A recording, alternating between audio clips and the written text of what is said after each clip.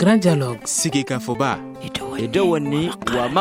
Le Grand Dialogue, l'émission de débat du Studio Tamani sur votre radio. Chenibiro. Halud Mauni. Chenibiri. Sigeka Foba.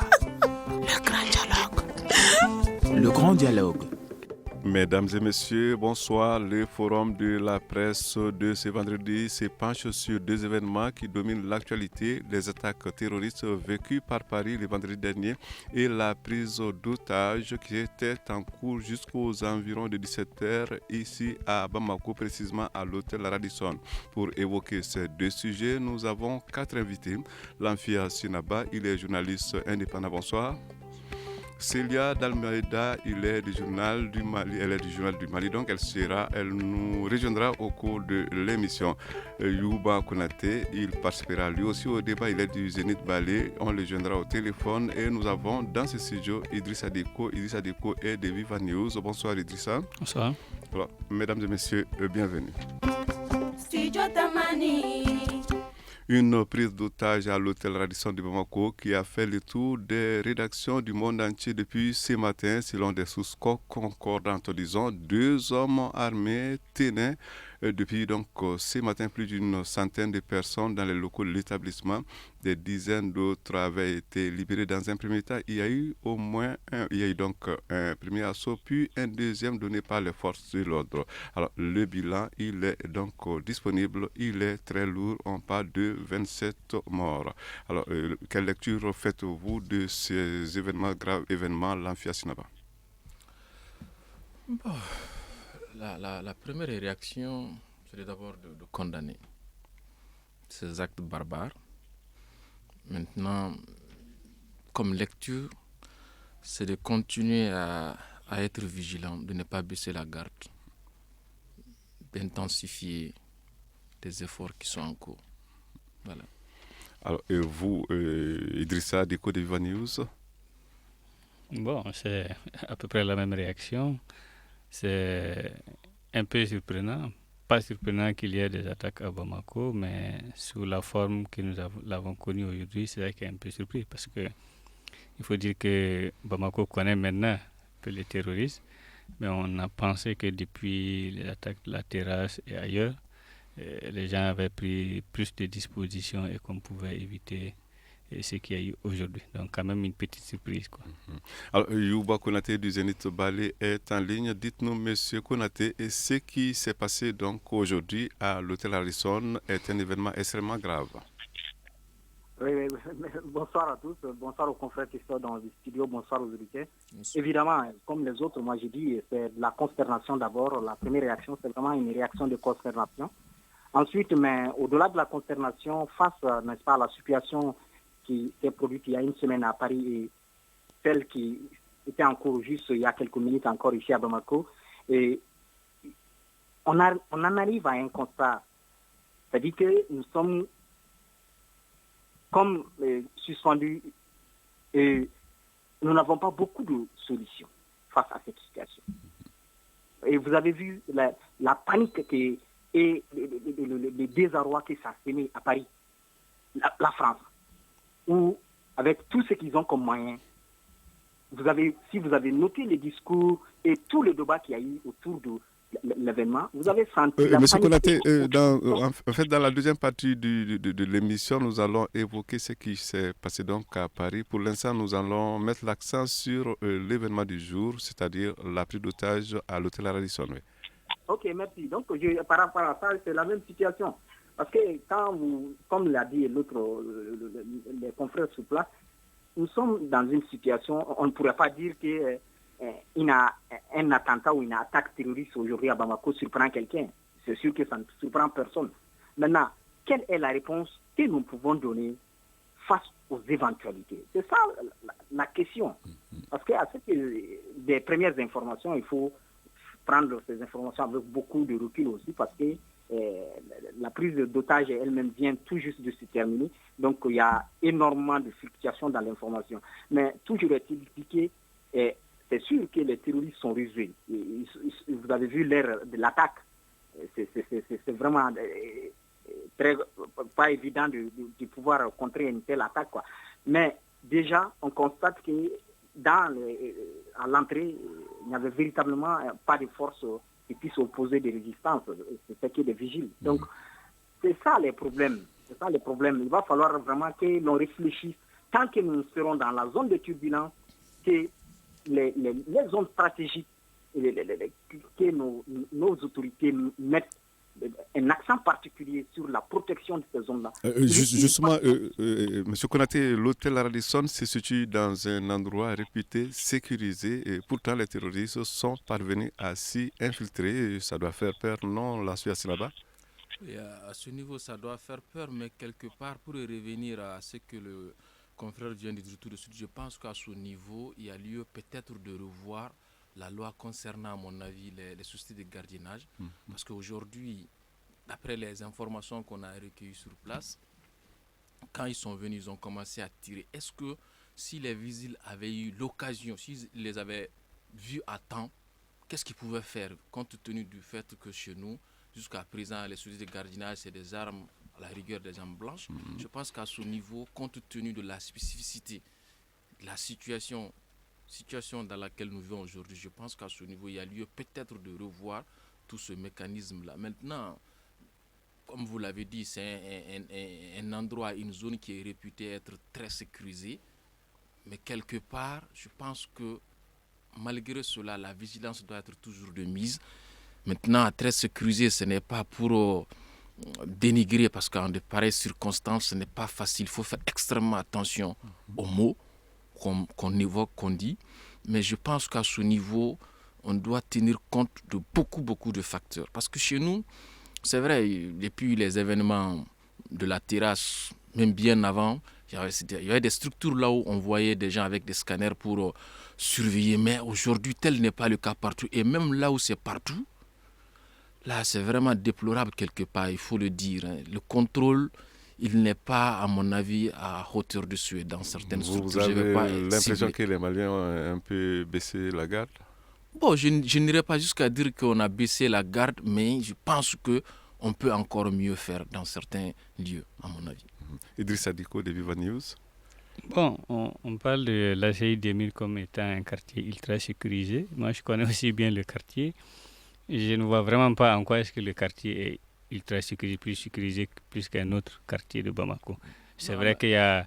À ce niveau, il faut reconnaître qu'il y a une particularité compte tenu des édifices qui sont là, les gens qui sont là et les moyens qu'ils mettent pour leur sécurité. C'est vrai, l'insécurité, zéro, ça n'existe pas, mais je pense que ce n'est pas trop dit quand on dit que c'est une zone sécurisée. Vous allez peut-être me dire que même souvent, en plein midi, on enlève des gens, on enlève des motos à des gens. Ça, c'est des situations qui peuvent arriver, mais je pense que cette zone-là a cette réputation. Je pense que c'est une réputation qui n'est pas de trop, à mon avis. Bon, moi, je ne suis pas d'accord parce que, vous savez, moi, j'ai habité le coin. J'étais peut-être à 300 mètres de l'hôtel Radisson, donc je connais très bien le quartier, je connais les rues qui passent. Je ne vois pas de dispositions particulières dans le quartier ACI 2000, franchement. Maintenant, l'hôtel lui-même connaît des mesures sécuritaires un peu différentes des autres hôtels. Ça, c'est une réalité. Mais le quartier en tant que tel, il n'y a rien de spécial dans l'ACI 2000. Maintenant, ce qu'il faut, l'hôtel lui-même, je connais très bien. Avant, on passait devant l'hôtel, maintenant, ce n'est plus possible. Et les véhicules viennent, il y a un contrôle qui est systématique, qui est bien vérifié et tout ça. Donc, on ne comprend pas vraiment d'où est venue la faille. Parce que c'est quand même l'un des hôtels. L'hôtel lui-même est l'un des hôtels les mieux sécurisés de Bamako.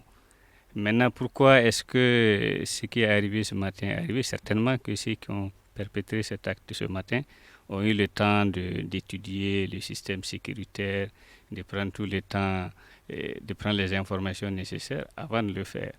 Maintenant, je ne pense pas honnêtement qu'il y ait eu un relâchement aussi, parce que quand même, depuis les attaques de la terrasse et d'autres attaques, je pense qu'on a pris un peu de sérieux dans la sécurité au niveau de la ville de Bamako. Maintenant, peut-être qu'on ne s'attendait pas à ce qui est arrivé ce matin, mais on peut quand même les reconnaître le mérite d'avoir pris vite les dispositions ce matin et d'avoir circonscrit le danger en établissant un périmètre de sécurité, ce qui a été fait juste dans l'après-midi. Maintenant, peut-être il faut faire le rapprochement entre ce qui s'est passé à Bamako et à Paris. C'est quoi? C'est que ça s'est passé il y a seulement une semaine, le vendredi passé aussi. Ça s'est passé aujourd'hui, vendredi. On sait que vendredi est un jour que les terroristes adorent bien. C'est aussi symbolique pour eux.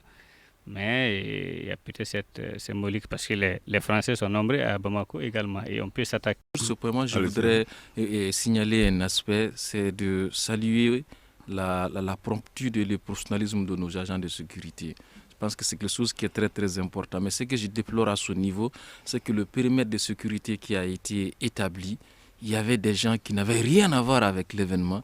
Ce ne sont pas des agents de sécurité, ce ne sont pas des journalistes, mais ils sont venus comme ça. Et surtout qu'il y a un moment, il y a une force alerte. Parce que tout juste à côté de l'ancien siège de l'ACEP, on avait crié en disant que non, en plus de l'hôtel, il y aurait des assaillants. Parce qu'à un moment donné, il y a eu des explosions. Vous voyez la cacophonie qui a eu lieu. Je pense qu'à ce niveau, on doit maintenant essayer d'instaurer cela dans nos cultures. Vous voulez dire que les badauds étaient présents au niveau les badauds étaient présents. périmètre? Et là, c'était vraiment dangereux. Il y a un monsieur qui était en civil qui demandait aux gens de ne pas, vraiment, s'ils n'ont rien à faire, de quitter les lieux. Mais malheureux qu'on essaye de sensibiliser, nous le faisons avec beaucoup de risques parce que je n'ai pas vu un confrère qui avait aujourd'hui un gilet. En tout cas, je n'ai pas vu. Je ne dis pas que ça n'existe pas.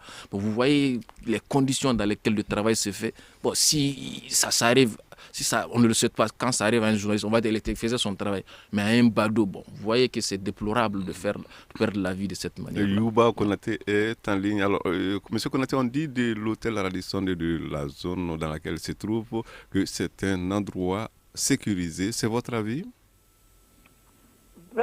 Sécurisé, c'est relatif. Hein? C'est comme l'a dit l'autre là, Idrissa Manchou. C'est vraiment relatif. C'est une zone, un quartier qui est connu de tout le monde, Bamako ici. Il n'y a pas de disposition particulière par rapport au quartier lui-même. Maintenant, par rapport à l'hôtel, il faut reconnaître que depuis presque un an, ou du moins depuis presque 2 ans, ils ont quand même, avec la facilité avec laquelle ces gens-là se sont introduits, que ce sont des dispositifs à revoir. Et nous pensons que, n'est-ce pas, les spécialistes des autorités vont en tirer les conséquences. Parce que ça aussi, c'est ça, n'est-ce pas? C'est dangereux, ou du moins c'est des situations déplorables. Mais ce sont de ces situations déplorables-là que nous devons tirer les leçons, n'est-ce pas, du perfectionnement de nos dispositifs et de l'ensemble des initiatives que nous mettons en place pour pouvoir contrer les éventuels cas d'immixtion de ces forces négatives-là, n'est-ce pas, dans les espaces publics. Mais il y a un autre aspect que les gens devraient comprendre. C'est-à-dire qu'aujourd'hui, nous sommes dans une situation où la fragilité de l'ensemble de notre dispositif sécuritaire est un fait. Parce que les terroristes, partout où ils agissent, ils ont une longueur d'avance sur les autres. Parce que c'est eux qui initient, n'est-ce pas, les actions à perpétrer. Et c'est eux qui entreprennent. Donc, ce qui fait qu'ils ont une longueur d'avance sur les forces qui doivent les contrer. D'abord, quand ils partent sur ces terrains-là, il n'y a rien à faire, ils sont partis pour mourir. Ils sont partis pour mourir, ça tout le monde le comprend. Mais mourir en faisant le maximum de dégâts. Je voudrais revenir un peu sur ce que l'AFIA a dit. Juste en quelques mots, oui.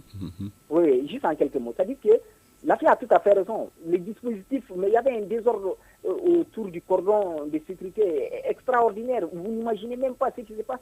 On dirait que les gens ne sont même pas conscients du danger auquel nous sommes en face. Les gens se faufilent et les quelques agents qui sont là jouent aussi les approximations. C'est ce qu'on a dit. C'est l'approximation dans la gestion des choses sérieuses qu'il faut arrêter dans ce pays. C'est trop d'approximation. Il y a un cordon de sécurité qui est établi, mais il s'agit de simplifier. Souvent, moi, il y a des gens qui ont sympathisé seulement avec l'agent qui les a laissés passer, même si c'est le premier niveau. Quand on dit qu'il y a un cordon de sécurité, le cordon de sécurité est fait pour tout le monde. Il n'y a pas d'exception. À moins que, n'est-ce pas, ceux qui coordonnent les opérations disent non, lui il peut passer pour tel besoin, lui il peut passer pour tel besoin. Mais non, sur de simples négociations entre 2 personnes seulement, on permet à des individus d'outrepasser ces espaces-là et d'avancer. Justement, c'est pourquoi, tout de suite, quand on parle de force au truc, il y a un jeune homme qui s'est blessé les pieds là-bas parce que quand le truc de la force alerte a sonné, Il a voulu sursauter du truc et son pied s'est coincé dans un truc de ravin. Donc, c'est des situations comme ça. On ne peut pas empêcher les gens peut-être de s'accouper, les badauds, de vouloir voir ce qui se passe. Mais on ne doit pas les permettre quand même d'accéder à l'espace qui est dit désormais interdit. Parce qu'en principe, c'est interdit pour une cause. Donc, moi je pense que c'est des expériences pour nos forces de l'ordre, parce que ces situations-là, ce sont les premières qui elles vivent en réalité. Donc, nous pensons peut-être que nous espérons qu'ils vont tirer les enseignements et que les gens parlent à ces officiels-là pour qu'ils comprennent qu'il y a trop d'approximations dans la manière de faire et que nous voulons tous que ça s'améliore pour que nous puissions protéger le maximum de vies. La suite de ces débats dans un instant. Vous écoutez Studio Tamani, votre avis nous intéresse. Écrivez vos commentaires et suggestions sur la page Facebook et dialoguez avec nous. Studio Tamani, c'est aussi les réseaux sociaux. La prise d'otage à l'hôtel Radisson, c'est le sujet que nous évoquons avec les journalistes présents dans ce studio de sécurité. Il faut qu'elle soit renforcée. Mais on ne va pas oublier qu'ils ont utilisé ces terroristes quand même des astuces qui impressionnent. On apprend quand même qu'ils sont venus soit avec un véhicule diplomatique, soit... Voilà. Non, moi, à ce niveau, les informations que j'ai reçues, c'est qu'ils sont venus à pied. Mais leur arrivée aurait, je dis bien comme ça, aurait coïncidé à l'arrivée d'un véhicule diplomatique. Donc le temps de vérifier ce véhicule et le temps qu'il fasse irruption, à mon avis, il n'y a pas eu beaucoup d'écart. Parce que les vigiles qu'on a eu sur place disaient que quand ils venaient, ils se sont mis à tirer. Et quand j'étais avec votre collègue qui lui a précisément posé la question, c'était combien? Il lui a fait savoir qu'ils sont 2 qui ont commencé à tirer. Et quand il a vu que la voie est libre, il a fait appel à d'autres. Donc cela suppose qu'il y a plus de 2 personnes. On parle également du passeport diplomatique, donc on ne sait plus exactement. Bon, là je préfère ne pas trop me prononcer sur ce point parce que c'est des informations que je n'ai pas pu recouper. Maintenant, il y a un aspect que je voudrais peut-être évoquer. On me dira peut-être que ce n'est pas trop approprié.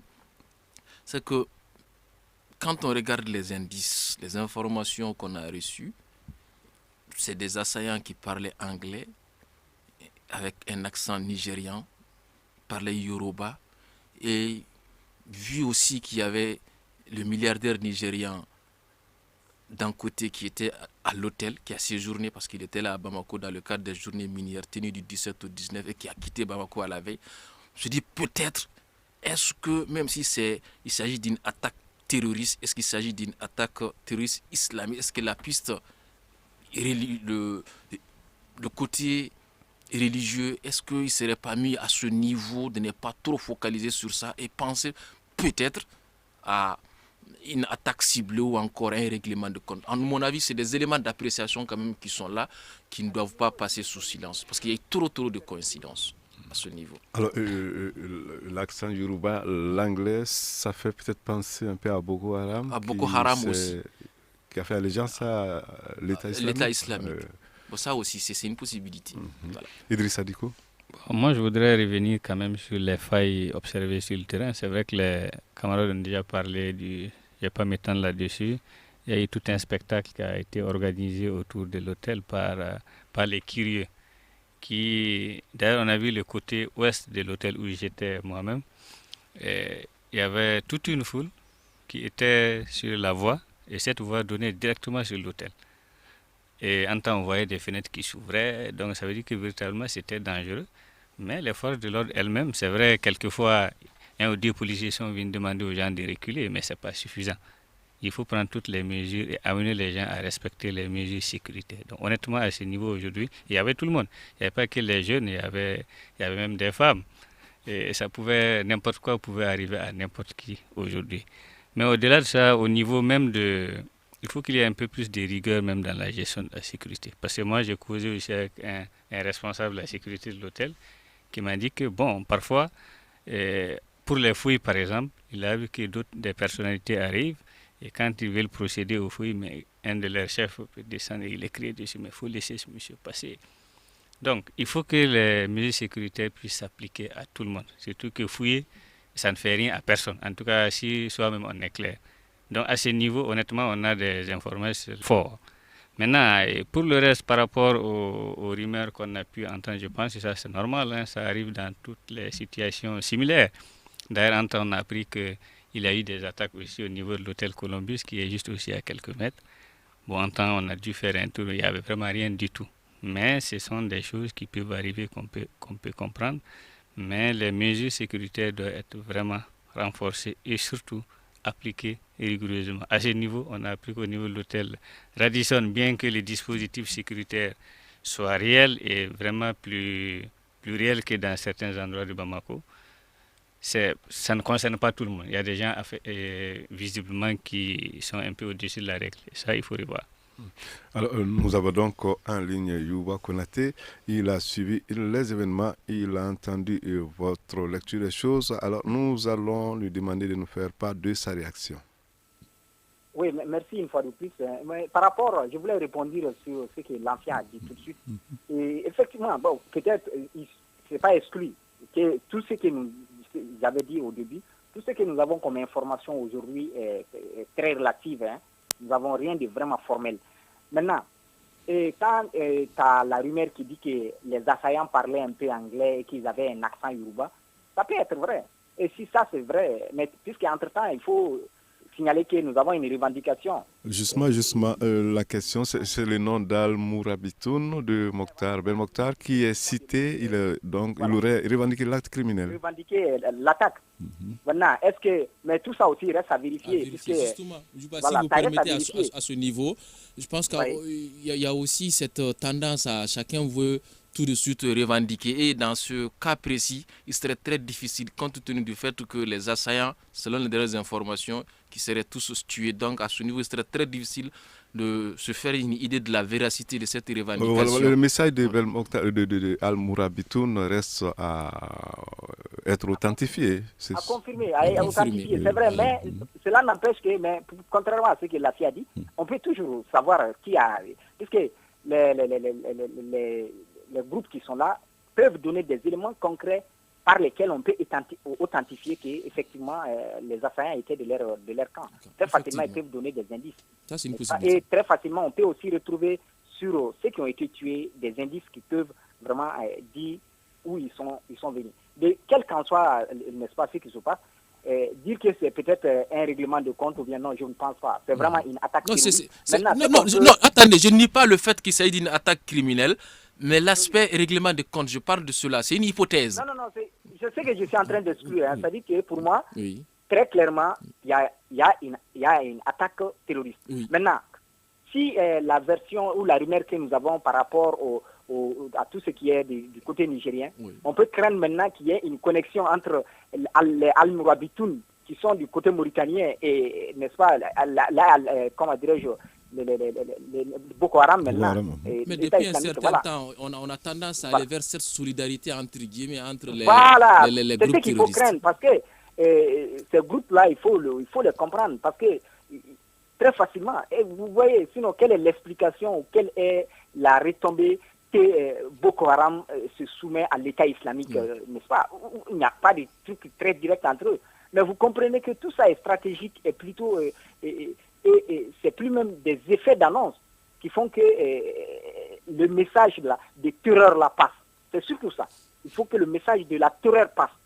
Et il faut terroriser ceux qui sont en face pour les faire céder.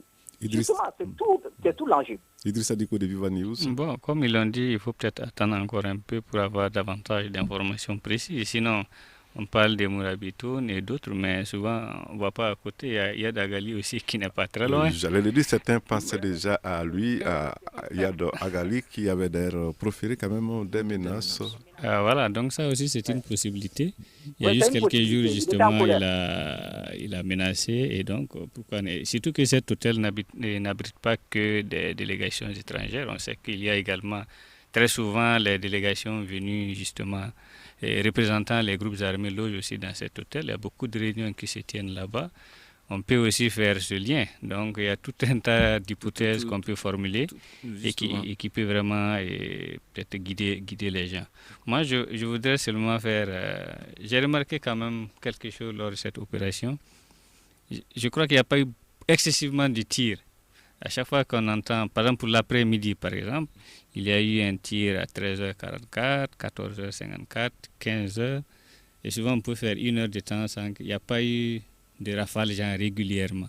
Donc je pense que... Ça c'était au moment de l'opération, mais le matin, les gens qui étaient là, quand les assaillants venaient, ils tiraient et c'était de façon très nourrie. Oh non, je parle de l'intervention précisément. Oui. Je pense qu'on peut voir là quand même un certain professionnalisme des forces qui sont intervenues, parce qu'il n'y a pas de tirs tout le temps. Il y avait des tirs à intervalles vraiment, parfois ça pouvait prendre 1 heure de temps. Et lorsqu'on était par exemple au côté ouest de l'hôtel, on a vu à un moment une femme, une otage, en tout cas je ne sais pas qu'est-ce qui s'est passé, mais elle est venue se présenter au niveau de la fenêtre. Côté ouest, en temps elle faisait un tour à l'intérieur de l'hôtel et revenait à la fenêtre. Elle s'est signalée à la foule, on la voyait.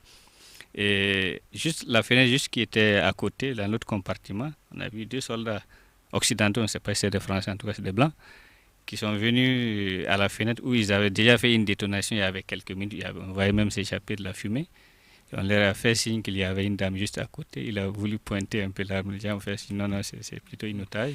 Et quelques minutes après, on les a vus rentrer dans cette chambre-là et libérer.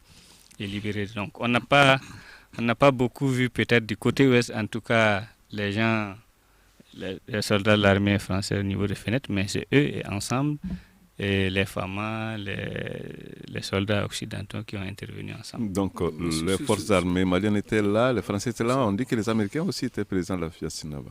Bon, de façon officielle, je n'ai pas cette version officielle, mais selon un monsieur qui s'est présenté à nous, il faut le dire comme ça, qui nous a dit qu'il travaille à l'ambassade des États-Unis et que le matin avant les interventions, il y a des Américains qui seraient venus et qui ont fait sortir des Américains. Même, je précise que je n'ai pas encore la version officielle. Maintenant, pour revenir un tout petit peu à ce que Diko vient de dire, je pense que le fait que les tirs n'ont pas été nourris s'explique par le fait que, en un premier temps, lorsque les forces de sécurité sont venues, les assaillants étaient en haut.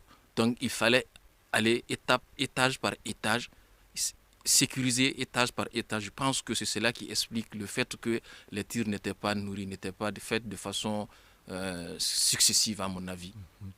Alors, une question avant d'aborder le second sujet. Que retenir comme enseignement par rapport à ce qui s'est passé aujourd'hui à l'hôtel Radisson? Nous posons la question en premier lieu à Youba Konaté de Zenith Bali. Oui, ce qu'il faut retenir, c'est... Comme l'a dit tout de suite, je voulais aussi, n'est-ce pas, rajouter un truc. La FIA, c'est qu'effectivement, le ministre a confirmé qu'il y avait des Américains, et le ministre l'a officiellement confirmé. Et il y avait des forces spéciales françaises, oui, le ministre l'a confirmé. Donc, on comprend qu'il y a l'assistance aussi de la ministre. Le ministre a confirmé. Je voudrais ajouter que... Juste en 2 mots, oui, la leçon à retenir, c'est que nous devrons vraiment continuer la constance dans la vigilance. C'est la constance dans la vigilance. Vous, la Fiacinaba, qu'est-ce que vous retenez comme enseignement? Que l'ensemble des Maliens et tous les étrangers, tous ceux qui vivent au Mali, qu'on retienne pour toujours que le pays fait face à une situation, fait face à des ennemis qui peuvent agir à tout moment, qui peuvent frapper à tout moment. Donc qu'on reste vigilant, qu'on ne baisse pas la garde. Idrissa Diko de Viva News. Pareil, à savoir que le Mali est sous menace permanente et qu'il ne faut pas être tenté de baisser la garde. Mais je pense qu'au passage, parce qu'on ne le fait pas très souvent quand même, il faut féliciter l'efficacité des forces qui sont intervenues aujourd'hui, que ce soit les forces maliennes et d'autres qui se sont ajoutées à elles, parce que quand même ça s'est terminé avant la nuit, il n'y a pas eu trop de bruit en tout cas à l'extérieur et visiblement. En tout cas, on n'a pas encore de bilan par rapport aux pertes des forces qui sont intervenues.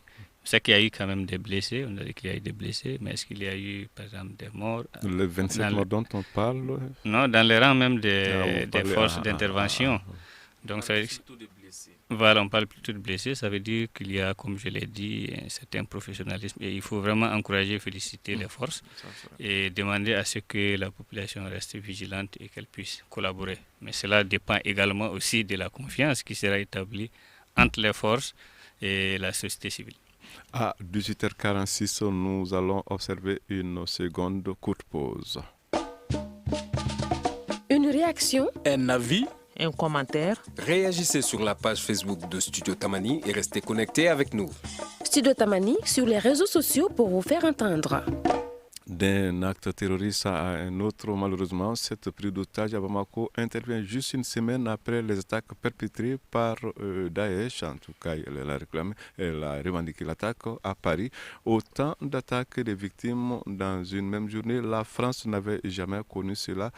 Qu'est-ce que vous pouvez dire de l'horreur vécue par les Parisiens le vendredi dernier et l'Afia Sinaba? Bon, je pense que ce que vous venez de dire, ça suffit. C'était le froid. C'est criminel, c'est barbare, c'est inhumain. Et ce qui est choquant, c'est qu'ils se servent de l'islam, de la religion. C'est ce qui est grave. Je le disais tantôt ailleurs. Lorsqu'on a posé une question à Amadou Ampateba, est-ce que le fait d'attester que Dieu existe, ça suffit pour maintenir la paix, la cohésion entre les hommes? Il dit qu'il faut aller au-delà, ça ne suffit pas. Il faut avoir l'amour sincère de Dieu. Et je pense qu'on ne peut pas avoir cet amour-là et prétendre tuer au nom de Dieu. Et c'est ce qui est encore grave. Non seulement ils posent des actes irresponsables, mais ils remettent en cause des citoyens, des musulmans. Aucun musulman, il faut dire comme ça, ne va poser de tels actes. Donc, que les esprits fragiles, je m'excuse de le dire comme ça, qui pensent que ceux qui sont en train de faire, qu'ils le font au nom de Dieu, c'est faux. Ils ne font pas au nom de Dieu. Ils le font parce que c'est des aigris, ils le font parce que c'est des égoïstes, ils le font parce que c'est des ratés. Parce que quand on regarde le parcours de tous ces hommes, on se rend compte que quelque part, c'est des anciens drogués, des délinquants. Si vous avez, entre guillemets, la chance de sortir de cette situation, c'est une bonne chose. Mais pourquoi venir s'en prendre aux gens? Si vous voulez mourir, allez-y mourir tout seul. Mais c'est ça. Vous ne pouvez pas dire que vous voulez Dieu, vous voulez le paradis. En mourant, vous tuez des milliers, des centaines de gens avec vous. Je dis que c'est irresponsable, c'est inhumain. Et ceux-là qui pensent qu'ils le font au nom de Dieu, qu'ils se détrompent, ce n'est pas à cause de Dieu, c'est faux. Idrissa Diko.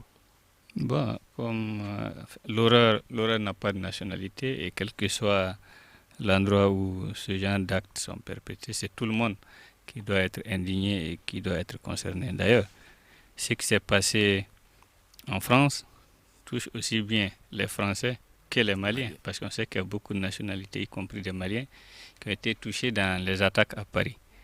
Mais aussi, l'attaque de Bamako touche également des Français, pas seulement, mais des Français. Ça veut dire que les Français et les Maliens partagent la même douleur depuis une semaine. Depuis toujours. Bon, je vais me référer à ces dernières attaques. Donc, c'est ça. Il faut que... Et les points communs, comme je l'avais dit, ça se passe les vendredis. On sait qu'avec ces gens, ils ont toujours des jours, des dates symboliques. Aujourd'hui, c'était un vendredi. On sait que c'est un jour particulier dans la semaine pour les musulmans. Et une semaine après, c'est aujourd'hui, vendredi, on attaque Bamako. Et en tout cas, la tendance, c'est qu'ils veulent tuer beaucoup de Blancs. On a l'impression qu'à chaque fois qu'ils viennent, ils veulent plutôt faire le maximum dans les rangs des Blancs. Et la différence, c'est peut-être qu'aujourd'hui, il n'y a pas eu d'attaque en plusieurs endroits, contrairement à Paris. Ça, c'est vraiment un peu la différence. Mais c'est pour dire qu'en tout cas, ce qui s'est passé la semaine dernière et cette semaine touche aussi bien les Français que les Maliens.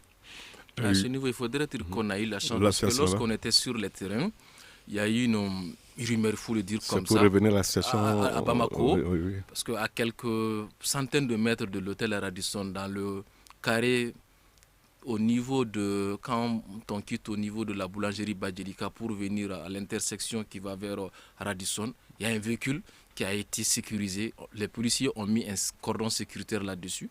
Et d'après les informations que je n'ai pas pu vérifier auprès des policiers parce qu'on nous a interdit l'accès à ce niveau, il y a un véhicule qui a été immobilisé, abandonné, et selon ces rumeurs-là, il y aurait des explosifs et des armes. Donc je me dis qu'on a eu la chance, sinon ça aurait pu être encore plus dramatique. Pour revenir à ce qui s'était passé donc à Paris vendredi, nous avons toujours en ligne Youba Konaté du Zénith Ballet. Monsieur Konaté, certainement que le monde entier se souviendra très longtemps des événements de vendredi dernier à Paris. Certainement. Mais à ce niveau, il faut, n'est-ce pas, je comprends la colère de l'ANFIA. C'est-à-dire que ces gens, tout le monde comprend.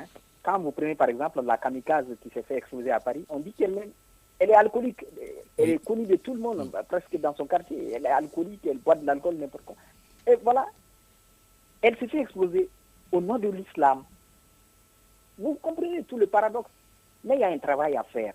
C'est-à-dire qu'on doit continuer à travailler pour comprendre ce qui se passe, surtout au niveau de l'Hexagone, de la France.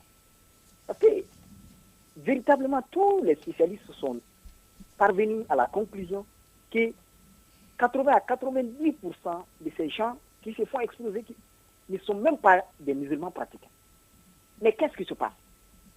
Si ce ne sont pas des musulmans pratiquants, ils sont prêts à mourir au nom de l'islam. Il y a un problème. Il faut qu'on cherche à le comprendre et pour y trouver une solution. Parce qu'il y a un problème véritablement, il y a un problème et le problème n'est pas prêt de s'arrêter. Donc maintenant, c'est à nous de nous investir pour comprendre le problème, pour pouvoir trouver une solution. Parce qu'il y a véritablement un problème. Parce que ces gens sont convaincus qu'ils sont en train de mourir au nom de la religion. Ils se battent pour ça. Et quand vous comprenez, vous prenez, n'est-ce pas, le parcours de tous ces gens, vous voyez que c'est des gens qui ne viennent pas comme ça d'un seul coup dans cette histoire-là. C'est des gens qui ont un parcours. Ils sont souvent allés en Syrie, ils sont souvent allés dans les camps d'entraînement, ils sont revenus, ils se sont radicalisés à un moment donné. Donc, vous comprenez que, du fait, peut-être qu'ils ne sont pas des musulmans convaincus eux-mêmes, mais ils ont un compte à régler avec la société, ils passent par la religion pour le régler. Et il faut que les gens le comprennent. Et ça crée d'autant plus le désarroi que vous avez compris, à travers toute cette semaine-là, à travers les débats et autres, que la société française est comme déboussolée. Elle n'arrive pas à comprendre ce qui se passe. Juste parce que le président de la République française ait proposé une révision de la Constitution avant que la droite, l'opposition française, rétorque qu'il n'y avait pas besoin et que la Constitution avait tous les éléments en son sein pour organiser la riposte. Donc, vous comprenez qu'il y a un mal, il y a un problème. Jusque-là, je suis désolé, on n'est pas arrivé à comprendre le problème. Allez-y. Rapidement. Allô Rapidement, oui. Oui, c'est ce que je voulais dire. Je dis vraiment, il y a un problème. Il faudrait vraiment que tous les spécialistes, tous les gens du monde se mettent à réfléchir, à trouver des solutions appropriées au problème qui est posé. Parce qu'il y a véritablement un problème. Vous êtes sans doute au courant, les États-Unis d'Amérique ont alerté l'Italie par rapport à une éventuelle attaque. Le Vatican serait même concerné. Avant tout cela, il y a eu quand même le crash de l'avion russe en Égypte. Vers quoi se dirige-t-on finalement, l'Anfia Sinaba? On se dirige vers un monde de plus en plus cruel. Un monde là où il y a lieu aujourd'hui de revoir, que l'humanité même se donne le temps de concevoir, à mon avis, un autre mode de vie.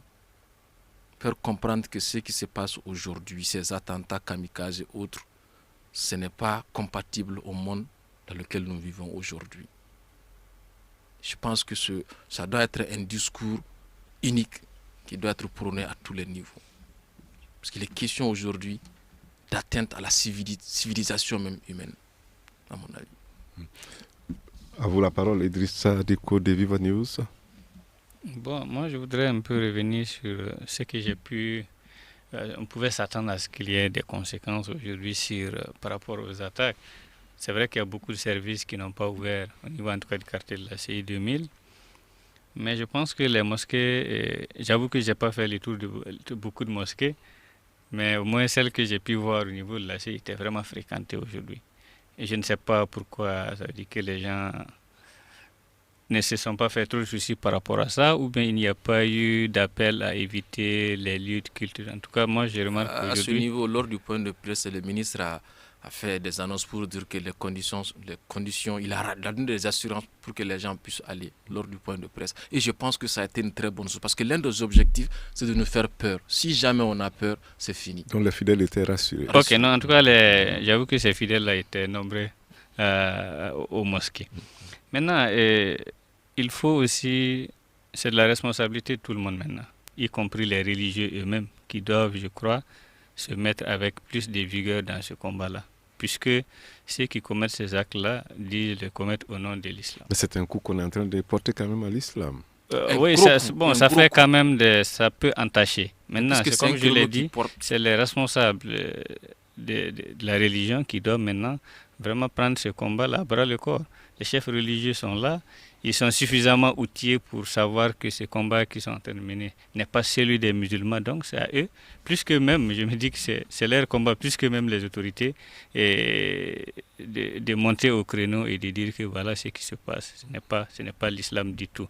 Et je pense que c'est de cette façon-là qu'on pourra aussi amener certains à éviter la stigmatisation, parce qu'au Mali, dans ce sens, peut-être ça va mieux, mais ailleurs en Europe, maintenant, il y a une tendance à stigmatiser complètement les musulmans, même si je sais que les autorités font souvent des efforts, mais on sent que dans la population, dans la société civile, les gens, ils se méfient de l'islam. Et c'est justement le piège qu'il faut éviter, faire en sorte que cette terreur-là ne soit pas collée à une religion. Dans toutes les confessions, il y a des extrémistes, et ceux qui revendiquent ces choses au nom de l'islam, je pense qu'ils doivent être combattus par les musulmans eux-mêmes, par les idées.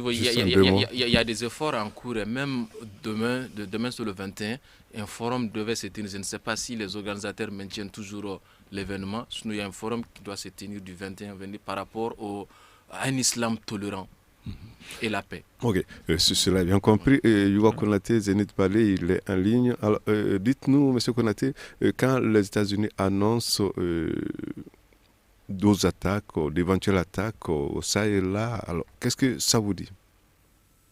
Oui, ça me dit que je pense que suffisamment tout le monde a désormais compris. Tout le monde a désormais compris ça. Personne n'est désormais à l'abri. Maintenant, l'islam officiel condamne partout, même à Al-Azhar, on condamne les attaques terroristes, la mosquée de Paris, partout, l'islam officiel condamne ces attaques-là. Mais je voudrais aussi dire aujourd'hui, est-ce qu'il n'est peut-être pas temps de discuter avec certains de ces gens qui sont prêts à la discussion, pour qu'on comprenne qu'est-ce qui se passe? Peut-être qu'il est temps de discuter avec eux, parce que l'ampleur que ça prend, on ne sait pas où on va. Ce qui se passe, Yuba, c'est qu'il y a des hommes aigris qui veulent exprimer leur mécontentement, qui veulent exprimer leur désarroi et ils se servent de l'islam. Parce que c'est un chronoporteur. C'est des gens très organisés. C'est des gens très organisés. Oui. C'est des gens très organisés. Je n'en disconviens pas. Voilà, c'est des gens très organisés. Est-ce qu'il ne serait pas temps peut-être de réfléchir à dialoguer avec certains de ces gens qui sont prêts à dialoguer? Bon, moi, à ce niveau, j'ai envie de dire, est-ce qu'il y a des gens parmi eux qui sont prêts à dialoguer? C'est ça la question. Je ne pense pas, mais je pense qu'il ne faut pas aussi leur donner ce privilège-là. Parce que j'ai quand même l'impression que ce débat va se poursuivre sans doute hors micro. Le temps, on n'en dispose plus. C'est donc la fin de cette émission. Je rappelle que le sujet du jour, c'était les actes terroristes que Paris a vécu vendredi dernier et la prise d'otage à Bamako, à l'hôtel Radisson aujourd'hui même. Nos invités étaient Lanfian Sinaba, il est journaliste indépendant. Nous avions en ligne Yuba Konaté, Zénith Balé, Idriss Sadiko de Viva News, à la réalisation Ousmane Djadjet Touré, mise en onde Gagny Kanté, régie vidéo, nous on dirait, c'est donc tout pour cette émission. On se retrouve une prochaine fois.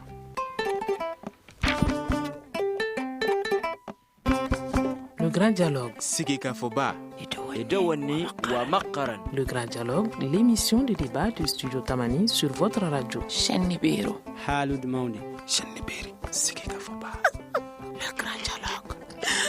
Le grand dialogue.